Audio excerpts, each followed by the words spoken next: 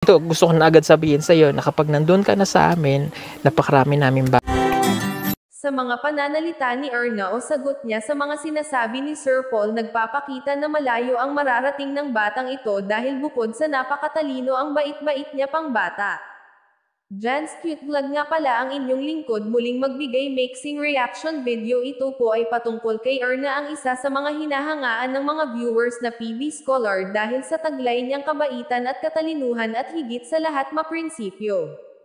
Biruin nyo, babalik daw siya sa kanilang lugar na may dalang karangalan at ipapangako daw niya sa mga magulang niya na tama ang desisyon niya na mag-aral ulit, at nasabi pa kay Sir Paul na makakaasa sila sa mixing salita, hindi niya mga ito bibiguin sa pagpili nila sa kanya bilang isang PB Scholar. Ang swerte ni Erna at ang swerte din ng mga magulang nito na nagkaroon sila ng anak na tulad niya.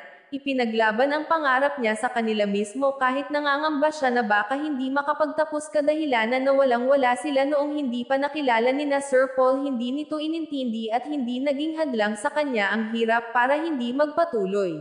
Ano yung ipapangako mo kapag umalis ka dito sa lugar ninyo? Babalik po ako dito na may karangalan po.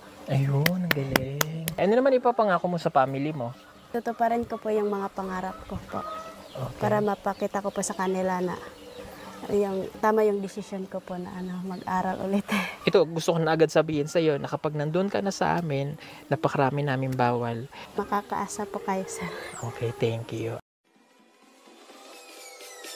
Peace.